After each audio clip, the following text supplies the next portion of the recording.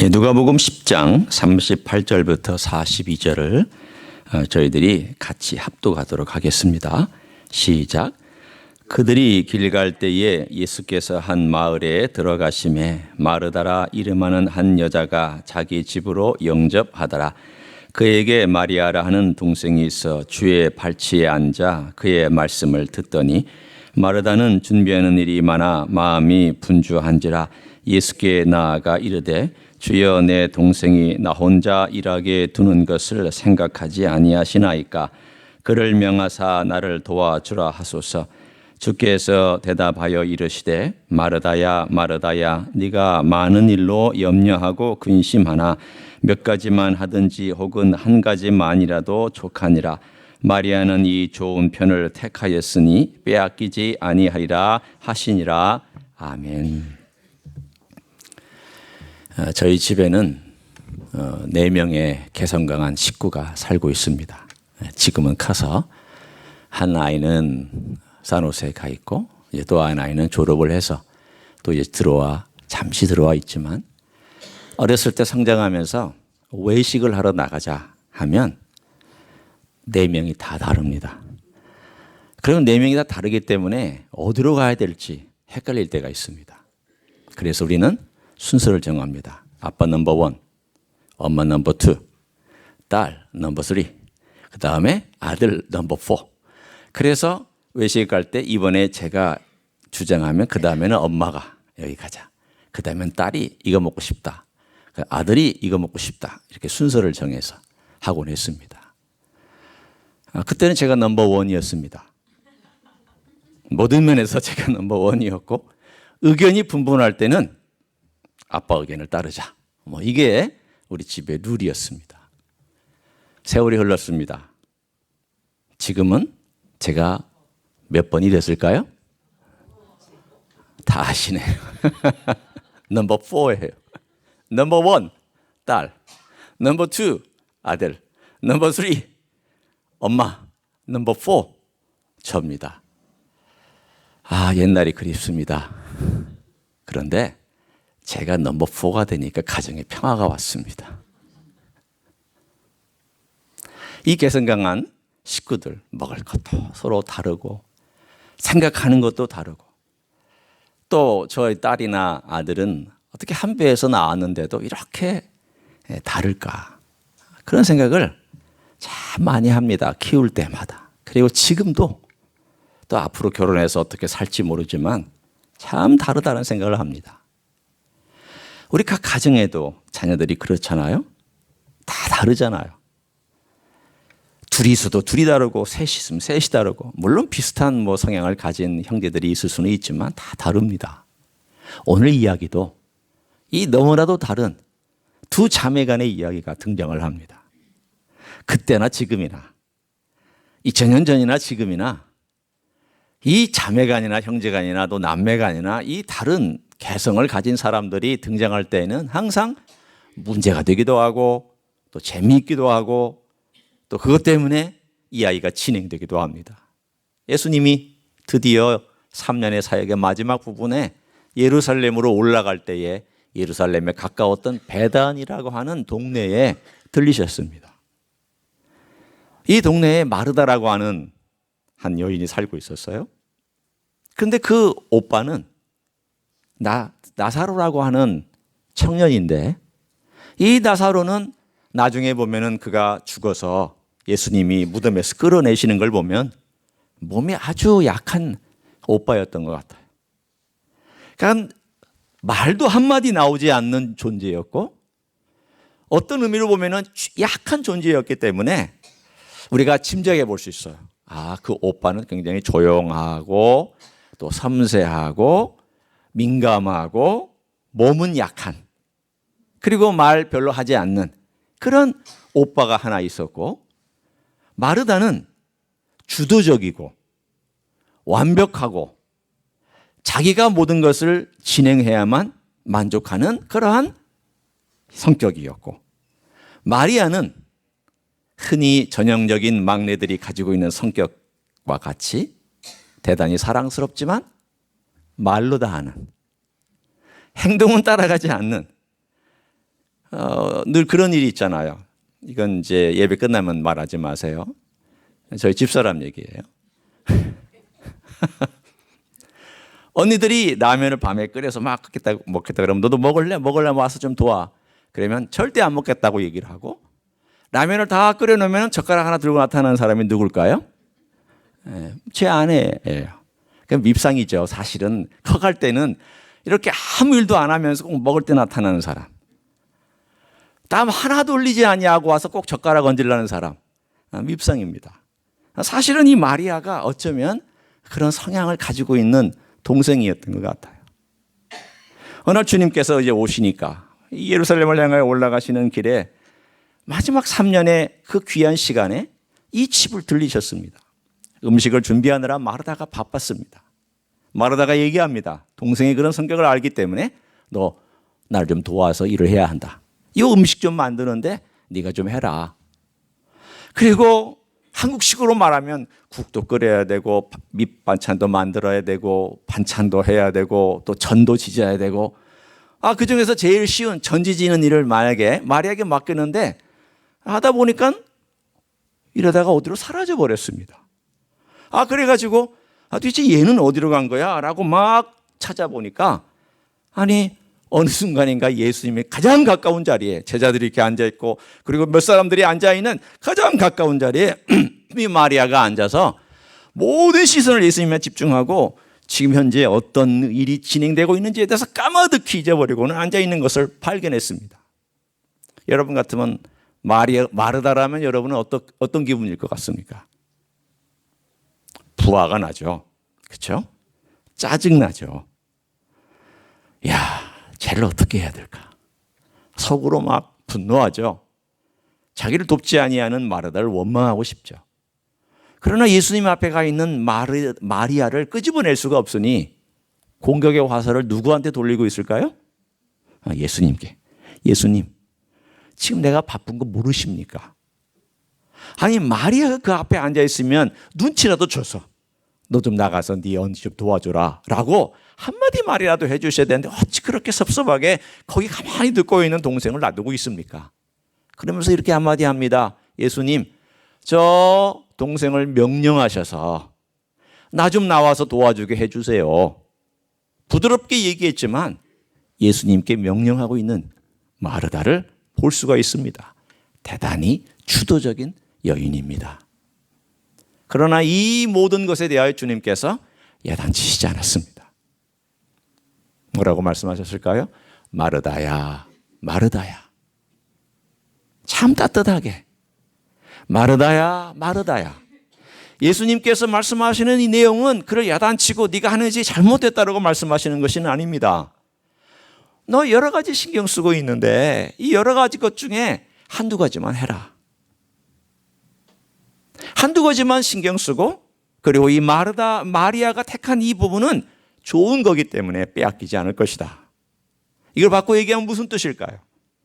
지금 내가 이야기하고 있는 이 시점이 어떤 시점인지를 네가 안다면 마리아와 같은 이 자리에 네가 오게 될 것이다 라고 그렇게 얘기해 주시는, 말씀해 주시는 내용입니다.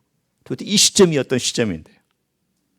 여러분, 우리가 누군가 대화할 때 한눈 팔지 말아야 될 때 한눈 팔면 그 문제입니다. 내가 눈을 집중하고 귀를 기울여야 될 때 딴짓하고 있으면 예의 아닙니다. 어른이 말씀하고 있는데 막 만지작거리고 자기 하올 일을 하면서 말씀하세요 말씀하세요 얘기하면 예의가 아닙니다. 지금이 어떤 시점일까요? 예수님께서 이제 곧 예루살렘에 올라가시면 십자가에 죽으시는 그러한 길을 걸어가고 계셨습니다. 그러면 그 자리에서 예수님께서 하고 계셨을 말씀이 어떤 말씀이었을까요? 얘들아, 제 아들까지 포함해서 내가 이제 곧 예루살렘에 올라가면 대제사장과 서기관들에게 고난을 받을 것이다. 내 길은 죽음이라는 길이 나를 기다리고 있다. 내 길에 십자가의 고난이 있다. 내가 이 죽음을 통과해야만 영광을 얻고 이 죽음은 내가 이 땅에 온 목적이다.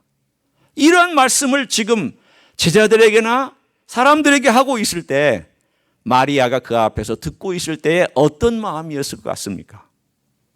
저는 마리아가 참 공감하고 있구나.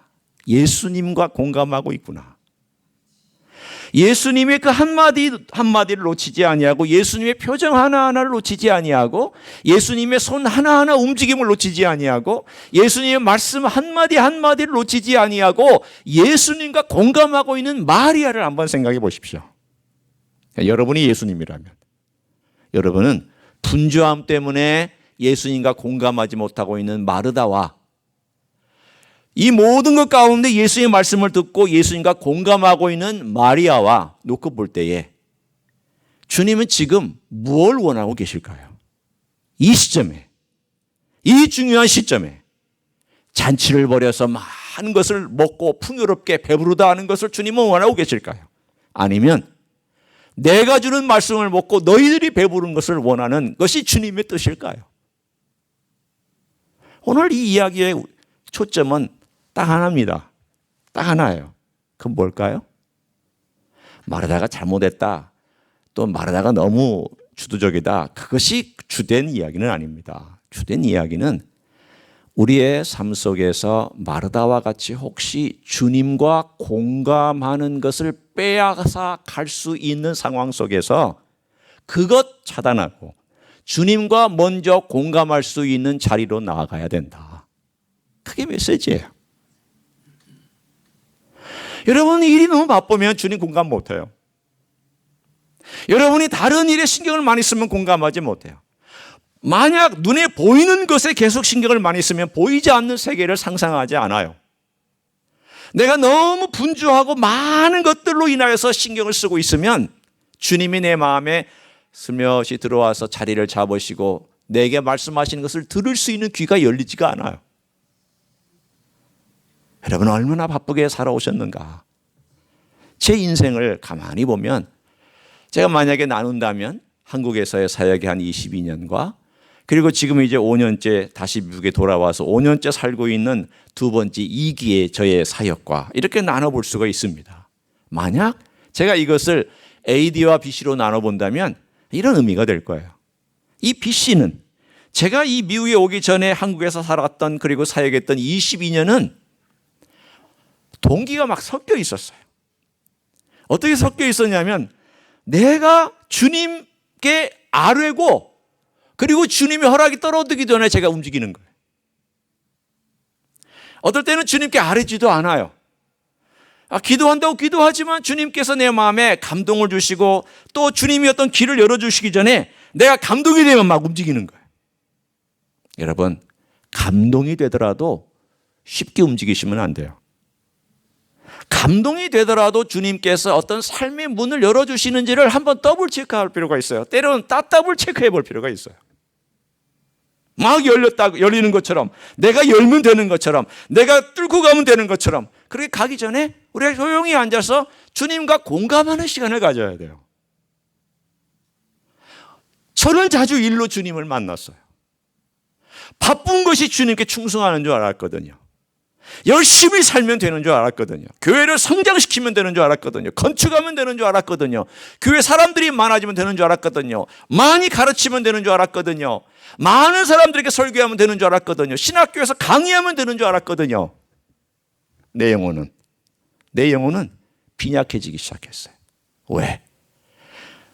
여기에 물이 고이지도 않은데 막 퍼내니까. 조금 고이면 막 긁어서 퍼내니까 이 물이 고일 사이가 없어요.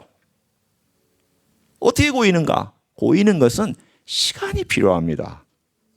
여러분 가만히 생각해 보세요. 샘물이 이렇게 올라오는데 샘물이 갑자기 우악 올라와서 퍼내자마자 막 엄청 큰 몇 톤이나 되는 물이 솟아오르는가?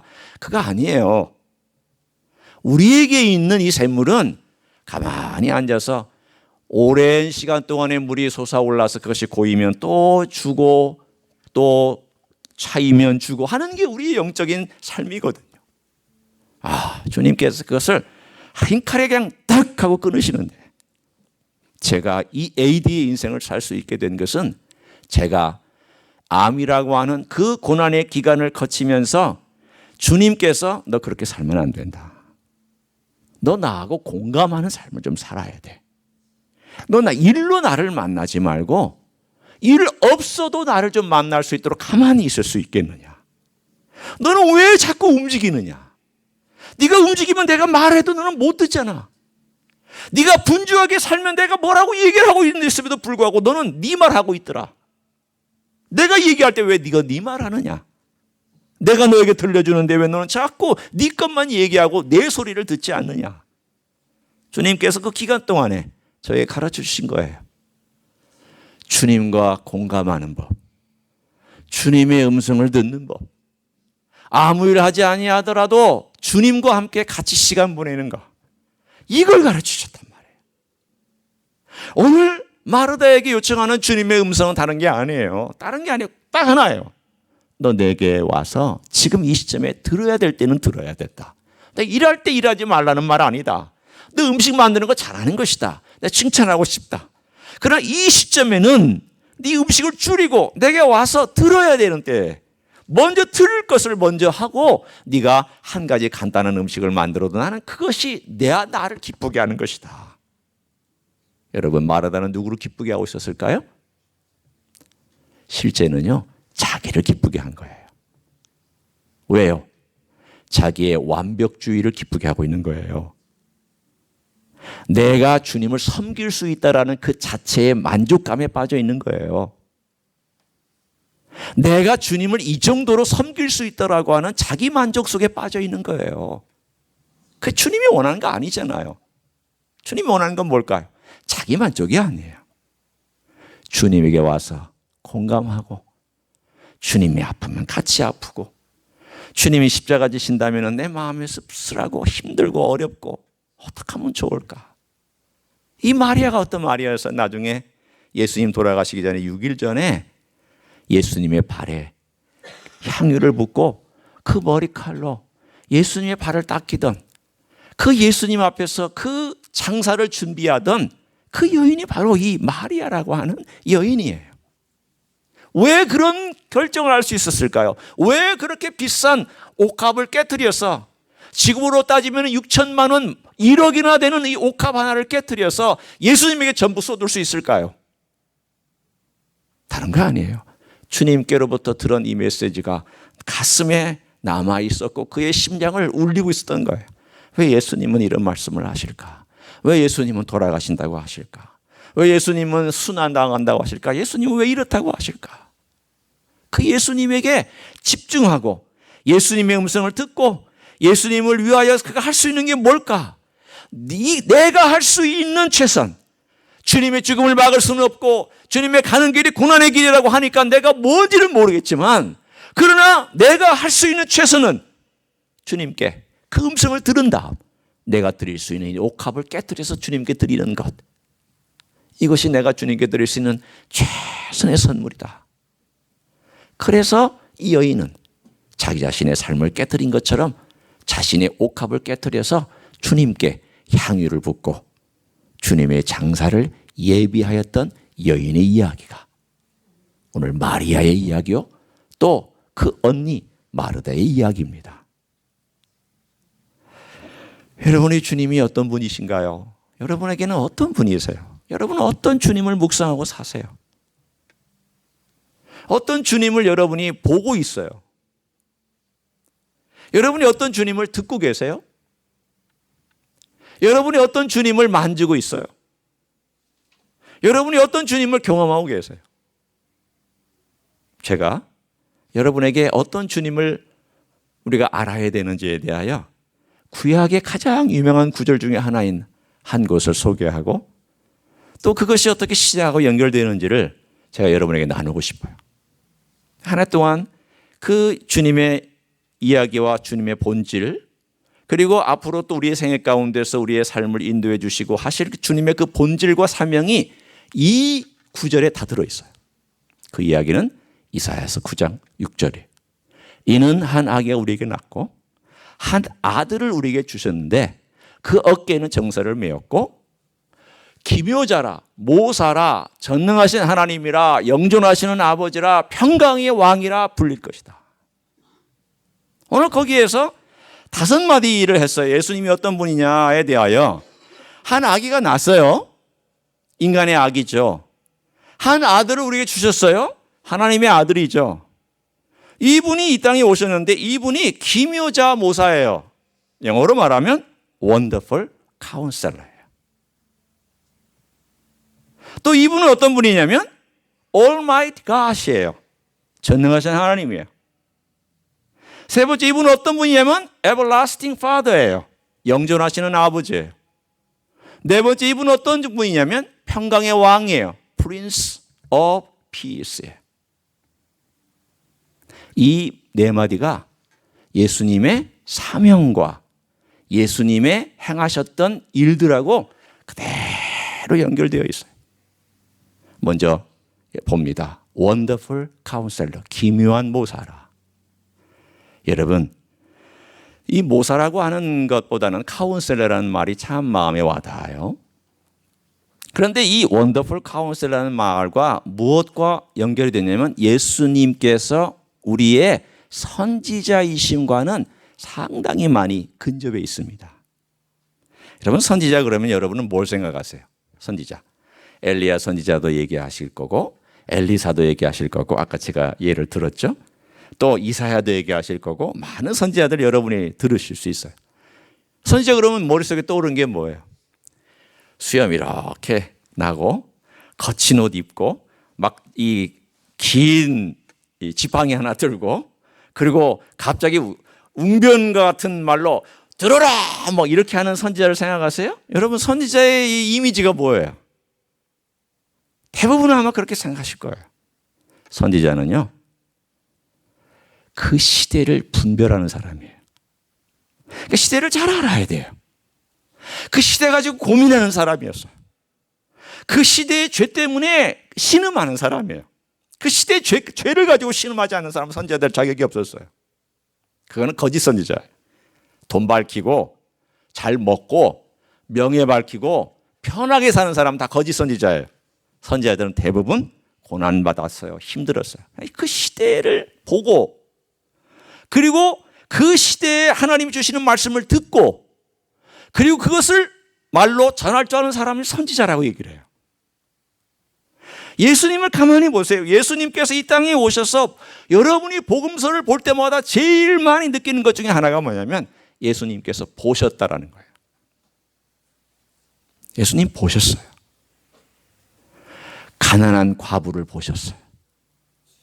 병든 자를 보셨어요. 귀신 들린 자를 보셨어요. 그리고 주님은 들어주셨어요. 말씀하는 걸 들었어요. 그리고 이 말씀을 가지고 지혜롭게 주님은 말씀해 주셨어요. 그렇기 때문에 주님을 보면은 원더풀 카운슬러예요. 여러분이 어디에 가서 이런 원더풀 카운셀러를 만날 수가 있을까요? 없잖아요. 공감하는 카운셀러를 만날 수 있을까요? 없잖아요. 제 일생에 힘들 때마다 여러분이나 저나 와서 예수님에게 눈물 흘리고 고백하고 기도하고 용서해 달라고 하면 주님께서 용서해 주시지 못할 죄가 있을까요? 용서 안 해 주시는 죄가 있을까요? 용서해 주시잖아요. 기꺼이 듣고 용서해 주시잖아요. 우리의 모든 삶의 정황에 대하여 주님은 한 아기가 되고 한 아들이 되어 이 땅에 오셔서 우리하고 함께 계시면서 보고 듣고 우리를 만지고 우리의 경험 속에 같이 행하셨으며 지금도 주님은 원더풀 카운셀러로서 그분께서 주시는 말씀 우리에게 들려주시기를 원해요. 문제는 어디 있을까요? 내가 못 들어요. 내가 못 듣고 있는 거예요. 내가 얼마나 못 듣고 있을까요? 들으려면 집중하고 공감할 수 있어야 돼요.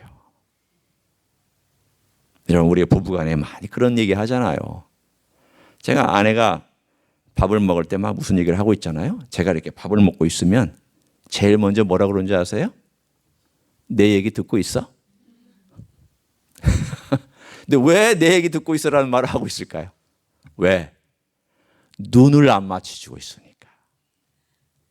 눈을 안 마주치고 있으니까 아, 남편이 지금 딴짓하고 있구나. 여러분, 밥은 또 먹는 밥이잖아요. 내일도 뭐 나오고 모레도 나오잖아요. 그런데 왜 밥을 묵상하고 있어요? 밥을. 남자들은 그냥 밥 먹는데 모든 에너지를 집중해요. 물론 남자들은 밥을 먹어야 편해져요. 남자들은 밥만 들어가면 만사 오케이. 그러니까 아들을 야단칠 때에는 밥을 먹이고 야단을 쳐야 돼요. 딸은 밥을 먹여도 야단칠 수가 없어요. 딸은 오래 가요. 아들은 기본적으로 밥 먹이고 나면 풀어줘요. 그러고 나면 뭐라고 얘기할 수 있어요. 그러나 잘 생각해 보세요. 우리가 밥을 먹기 위해서 그 자리에 앉아 있는 게 밥을 먹기 위한 생존만이 전부인가? 아니잖아요. 그 밥 먹는 시간은 대화하는 시간, 교제하는 시간, 함께 삶을 나누는 시간. 그러면서 그 아내를 좀 칭찬해주고 맛있다고 얘기도 해주고, 비록 내 취향에 안 맞을지라도. 지금 제가 그렇다는 거 아니에요. 오해하지 마세요. 저는 제 아내 밥 좋아합니다. 저 잘 먹습니다. 예. 우리의 삶의 가장 중요한 것은 눈을 보고 귀를 기울여서 무슨 말을 하는지 듣고, 그리고 내가 꼭 할 말을 해야 돼요. 꼭 이럴 때 엉뚱한 말을 해가지고 초치는 사람들이 있어요. 남자들.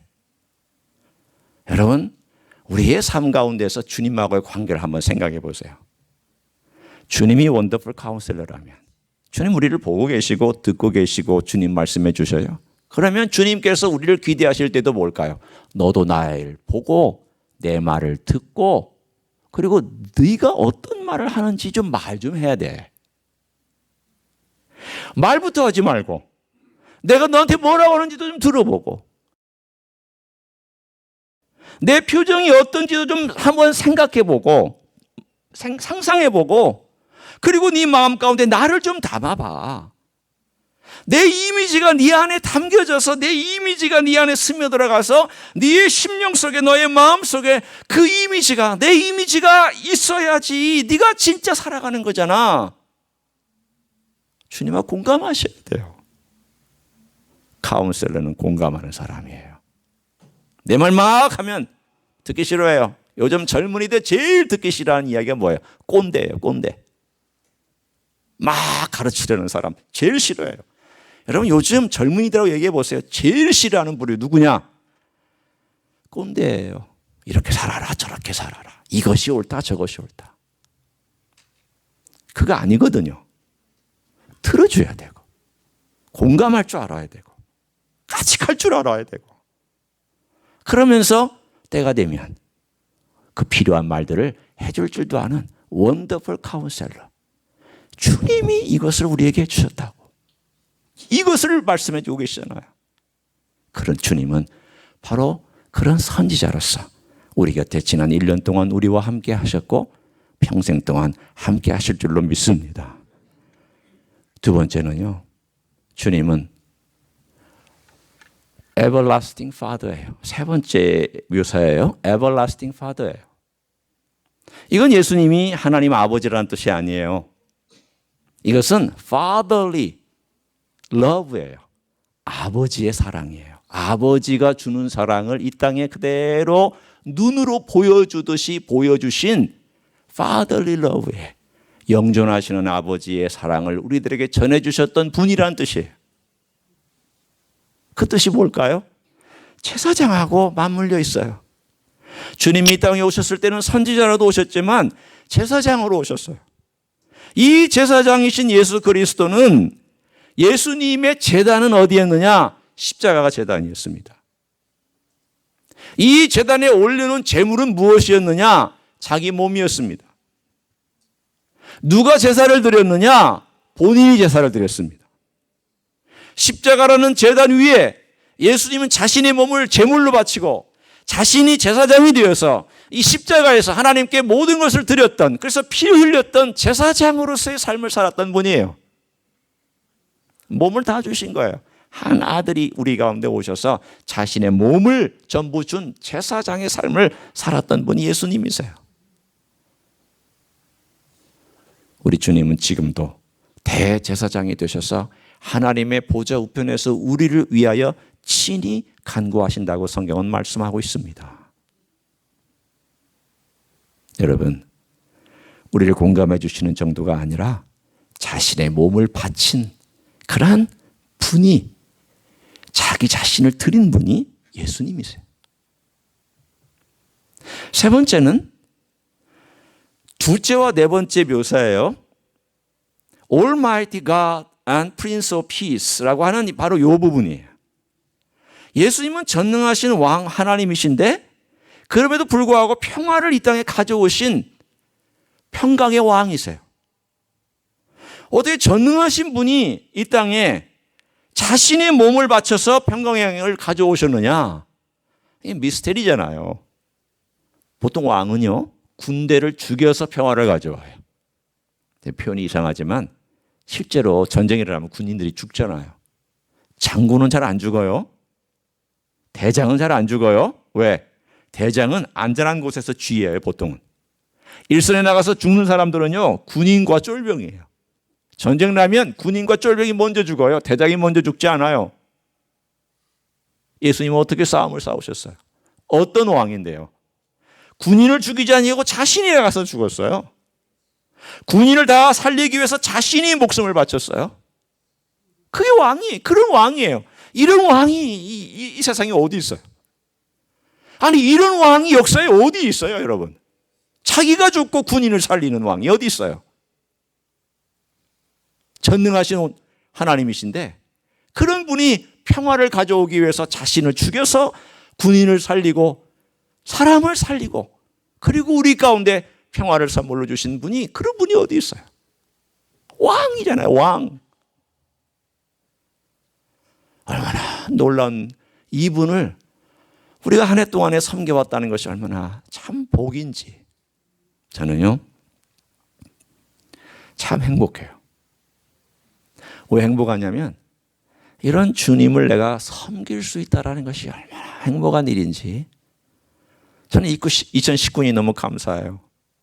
감사한 게 한두 가지가 아니지만 가만히 앉아서 주님과 공감하는 법을 참 배우기 위해서 가만히 있었습니다.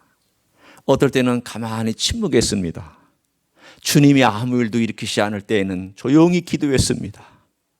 주님께서 아무런 움직이지 않으실 것처럼 느끼실 때에는 주님 앞에서 찬양을 들으면서 주님이 어떻게 행하실지에 대하여 기다렸습니다.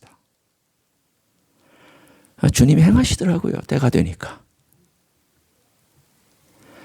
주님이 일을 일으키시더라고요. 제가 한 예를 들어드릴까요? 우리가 어떻게 하다 보니까 홈리스 사역을 하게 됐어요. 여러분은 이 홈리스 사역을 모르시는 분은 우리 교회가 무슨 계획을 세우고 사람들을 접촉해서 홈리스 사역을 시작했나 보다라고 생각하시겠지만 전혀 아니올시답니다. 어느 날 제 꼬맹이들이 지금 시끄럽게 예배를 드리고 있잖아요. 그중에 우리 바울이라고 하는 지금 아틀란타에 간 우리 꼬맹이가 하나 있었어요. 올해 부활절 얼마 전에 선생님이 물었습니다. 우리가 이번 부활절을 기념해서 무슨 의미 있는 일을 좀 하면 좋을 텐데 뭐 할까? 그랬더니 꼬맹이가 딱 손을 들더니 노숙자를 섬기러 가요. 뜬금없이 그렇게 얘기를 했어요. 그래서 제가 그래도 알고 있었던 이 노숙자에서 섬기는 분하고 연결을 해서 그 아이들이 제일 먼저 가서 부활절 때 섬겼습니다. 애들이 참 기쁨으로 섬겼고 그 노숙자들이 너무 좋아했습니다. 여러분 생각해 보세요. 노숙자들이 제일 그리워하는 게 뭘까요? 따뜻한 사랑이에요. 따뜻한 눈길이에요. 빵과 과자도 중요하죠. 하지만 따뜻한 눈길을 중요하게 생각해요. 그런데 그 아이들이, 조그맣게 발랄한 아이들이 눈을 보면서 음식을 서빙하고 있는 그 마음이 노숙자들에게 얼마나 위로가 됐을까요? 우리를 위해서 이 꼬맹이까지 와서 이렇게 해주는구나. 애들도 그것이 기뻤던 모양이에요. 그리고 와서 여전도에서 한번, 그 다음 몇 개월 후에 한 번 더 갔어요. 그리고 가만히 생각해 보니까 하나님, 이게 우리가 도울 수 있는 영역이 있을까요? 기도하면서 생각을 해봤어요. 이게 하나님이 열어주시는 길인지 아니면 우리가 가끔 그냥 가서 이렇게 돕는 건지 이게 뭔지를 제가 모르니까 괜히 덤벼들었다가 하지도 못하고 책임도 못 지는 일을 우리가 할까봐 주님께 기도하는데 주님 앞에 이 사역은 우리가 원래 시작한 사역도 아니고 10년 동안 해왔던 분들이 있기 때문에 우리가 할 수 있는 만큼만 도우면 되겠다. 우리는 헬퍼다. 이런 마음을 주셔서 그럼 우리가 이발로 도울 수 있는 분도 있고 또 음식으로 도울 수 있는 분도 있으니까 우리가 어떻게 하면 되겠느냐라고 얘기를 했더니 그분들이 그러면 이렇게 도와줄 수 있는 것 도와주세요라고 아무런 방해나 거리낌이나 부담 없이 저희들에게 그렇게 부탁을 해 주셨습니다. 그래서 그때부터 지금 몇 개월 우리가 지금 하고 있는데 한 달에 2번 이발봉사 1번 그리고 또 마지막 주에는 가서 음식봉사 이발봉사 또 1번 이렇게 해서 저희가 도울 수 있는 만큼만 돕고 있습니다. 그분들이 너무 좋아해요. 우리도 행복하고. 그래서 가만히 생각해 보니까 이게 어떻게 연결이 됐는가라고 생각하니까 이게 우리의 어떤 위대한 꿈, 계획, 비전하고 아무 상관이 없었어요. 아무 상관이 없어요. 이걸 위해서 기도한 적 없어요. 제가 불쌍하게 여기긴 했지만 노숙자들을 어떻게 하면 좋을까 이런 고민을 해봤지만 계획을 세운 적도 없어요. 주님께서 연결하시고 계획을 주님이 세우시고 주님이 연결하시니까 모든 것들이 순적하게 흘러가기 시작했습니다. 주님이 하시는 일은 순적합니다.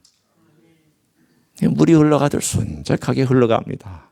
막 억지로 막 내가 이걸 해야지 우리 이거 하려고 그러는데 어떻게 생각하자고 막 상대방에게 어떤 힘을 들이게 하고 상대방이 어쩔 수 없이 따라오는 그런 것이 아니라 주님께서 마음에 감동을 주시고 사람을 연결해 주시고 상황을 허락해 주시고 우리가 할 수 있는 만큼을 또 하나님께서 인도해 주시는 그러한 일들이 자연스럽게 펼쳐가기 시작을 합니다. 그래서 저는 올 한 해를 마감하면서 너무 감사한 거예요. 우리의 공감해 주시는 예수님을 우리가 공감할 수 있고 우리를 위하여 몸을 들이신 대제사장이셨던 예수님이 또 우리를 위해 섬겨주시는데 우리가 주님을 어떻게 섬길 수 있을까? 또 왕으로서 우리에게 충분히 군림하실 수도 있는데도 불구하고 우리를 사랑으로 섬겨주시고 또 평화롭게 우리를 백성으로 만들어서 이끌어주시는 주님을 우리가 또 어떻게 왕으로 모실 수 있을까? 주님이 앞서 주십시오. 주님이 인도해 주십시오. 주님을 우리는 따라가고 공감하면서 주님이 열어주시면 가고 막으시면 기다리고 주님께서 축복해 주시면 감사하고 주님께서 어렵게 하시면 기도하고 주님께서 문을 열어주시면 그 길을 향하여 나아가고 주님께서 문 닫으면 거기에서 조용히 앉아서 기다리고 기도할 수 있는 사람. 뭐가 걱정인가요? 뭐가 문제일까요? 문제 없잖아요.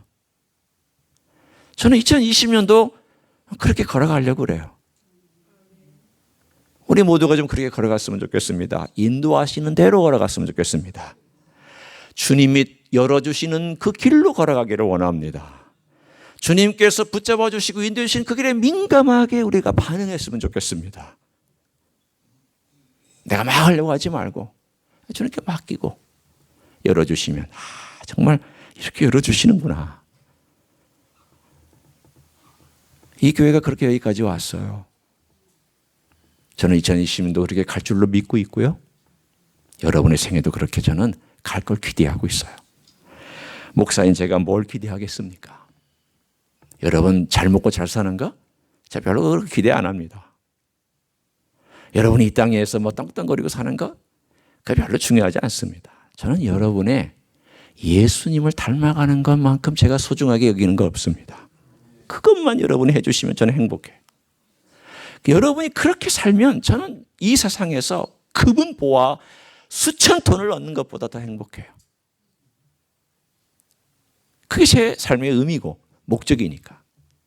주님이 저에게 주신 그 축복을 다들 좀 나누고 내가 주님을 섬기는 게 행복이고 내가 선지자요 제사장요 왕으로 이 땅에 오셔서 나를 공감해 주시고 가르쳐 주시고 또 섬겨 주시고 지금도 평화로 온유함으로 다스려 주시는 예수님을 내가 감히 섬길 수 있다. 이게 행복이 아니고 뭐예요? 전 여러분도 그런 행복한 분들인 줄로 믿습니다. 한 해가 이런 행복으로 마감되어지고 내년 한 해도 이런 행복의 삶이 계속 진행이 되어서 언젠가 우리가 우리의 왕 되시고 우리의 제사장 되시고 선지자 되신 예수님을 만났을 때에 그 껴안는 감격이 좀 이 세상에 그런 날은 없는 것처럼 좀 되었으면 좋겠습니다. 부끄럽게 앉지 않기를 원해요. 뒤로 물러서면서 어찌할 줄을 모르면서 주님 만나지 않기를 원해요. 우리의 삶이 그냥 너무 감격으로 확 껴안고 그 감격과 눈물 속에서 우리 주님을 만나는 여러분 되시기를 우리 주 예수 그리스도의 이름으로 간절히 축원합니다. 기도하시겠습니다.